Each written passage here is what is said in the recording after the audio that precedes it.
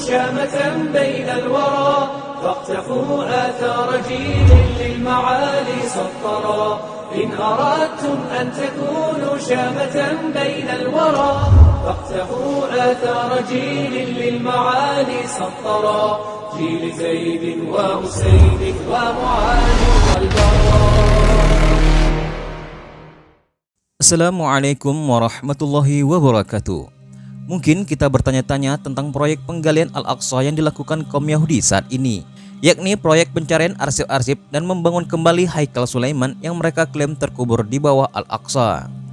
Perlu kita ketahui bahwa Bani Israel pernah menjadi sebuah negara yang dikdaya, yang wilayahnya terbentang sangat luas, serta memiliki kemajuan peradaban yang diakui oleh dunia. Tepatnya pada masa seorang raja sekaligus nabi, yakni Nabi Daud alaihissalam, dan puncaknya di masa Nabi Sulaiman alaihissalam. Akan tetapi kedikdayaan itu pun perlahan-lahan mulai melemah, tepatnya saat wafatnya Nabi Allah Sulaiman alaihissalam. Dalam sejarah dijelaskan, kerajaan yang ditinggalkan oleh Nabi Sulaiman alaihissalam mengalami perpecahan. Kerajaan Bani Israel terpecah menjadi dua kerajaan dan saling berperang satu sama lain. Rohboam merupakan anak dari Nabi Sulaiman alaihissalam yang ingin menggantikan posisi ayahnya. Kerajaan Rohboam terdiri dari suku Yudza dan suku Benyamin. Kerajaan ini disebut sebagai Daulah Yudza atau Israel Selatan. Kemudian 10 suku yang lainnya bergabung kepada Yeroboam bin Nubat, membuat kerajaan dengan nama Daulah Israel atau dikenal dengan Israel Utara. Dalam sejarah dijelaskan bahwa kedua kerajaan ini mengalami beberapa kali ekspansi oleh kerajaan besar, di antaranya kerajaan Mesir, Asyur, Babilonia Baru, Persia, dan Roma. Dan yang paling dikenal dalam sejarah adalah ekspansi yang dilakukan oleh kerajaan Kasdim atau Babilonia Baru dengan rajanya Nebukadnezar.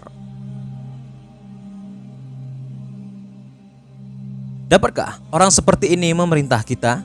Ya, begitulah kata-kata yang keluar dari orang-orang kerajaan. Hal ini dikarenakan ia berbadan kecil berbanding terbalik dengan ambisinya yang sangat besar, yakni menguasai dunia. Ia bernama Nebukuduri Usur, sementara Bani Israel memanggilnya Nebukadnezar dan orang-orang Arab menyebutnya Bukhtanasar. Ia lahir pada tahun 630 sebelum Masehi dan pendapat lain mengatakan 634 sebelum Masehi di wilayah Kasdim, Tenggara Babilonia. Kekuasaannya bisa dibilang sangat luas. Ia adalah putra sulung dari Nebopolosar, seorang panglima perang kerajaan Asyur yang kelak memberontak dan berhasil menghancurkan kerajaan Asyur. Atas kemenangan ini, Nebopolosar digelari Raja Neo Babylon. Sepak terjang kerajaan baru ini menyebabkan kekhawatiran di berbagai negeri, khususnya Mesir dan Yerusalem. Di akhir kehidupannya, Raja Babil Nebopolosar memerintahkan untuk menghabisi sisa-sisa pasukan Asyur di Haran dan berhasil memenangkannya. Di waktu yang sama, sang anak Nebukadnezar memimpin pasukan untuk menggempur pasukan Mesir yang kala itu dipimpin oleh Nechaw II dan berhasil menghancurkan pasukan Mesir di Karmekis pada tahun 605 sebelum Masehi. Dari pertempuran ini, kerajaan Babilonia Baru berhasil merebut beberapa wilayah seperti Suria, Palestina, Fenisia, Asia Kecil, serta memaksa Raja Yoyakim, yakni kerajaan Yahuda di Yerusalem, membayar upeti. Upayanya untuk meluaskan hegemoni kerajaan Babil sempat terhenti sejenak. Hal ini dikarenakan berita kematian sang ayah yang memaksanya untuk kembali ke Babel, dan saat itu pula ia diangkat menjadi Raja Babilonia Baru. Nebukadnezar II menjadi raja yang paling ditakuti di luar kerajaan maupun di dalam kerajaannya sendiri. Ia juga tokoh di balik kejayaan Neo Babylon dalam sejarah kemajuan peradaban dunia. Wilayahnya seluas 3 mil persegi yang dikelilingi rawa-rawa dan 2 lapis dinding tebal. Sungai Efrat mengalir di tengah kota yang terhubung dengan jembatan batu yang indah. Di tengah kota terdapat zigurat raksasa yang dinamakan Etemeneki, tepat di sebelah kuil Marduk, perbatasan langit dan bumi. Belum lagi kemegahan taman gantung yang dibangun atas permintaan istrinya Amitis. Bahkan sampai detik ini orang-orang masih bertanya-tanya bagaimana mereka mampu membuat arsitektur luar biasa tersebut tanpa campur tangan teknologi saat ini. Selain itu, kekuatan militernya pun terbilang cukup mumpuni. Selain berhasil dalam sebuah ekspansi wilayah, ia juga berhasil meredam pemberontakan-pemberontakan yang dilakukan oleh kerajaan-kerajaan kecil, termasuk di dalamnya kerajaan Yahuda. Pada tahun 601 sebelum Masehi, Nebukadnezar II memimpin pasukannya untuk menaklukkan Mesir. Dalam pertempuran itu, pasukannya mampu dipukul mundur. Dari peristiwa inilah Yoyakim Raja Yahuda merasa bahwa dia tidak perlu lagi tunduk kepada Raja Babel tersebut. Akibat dari tindakannya ini mengakibatkan kemelut di tubuh pemerintahan Yahuda. Banyak yang tidak setuju dengan tindakannya, diantaranya yang menasihatinya adalah Nabi Yeremia.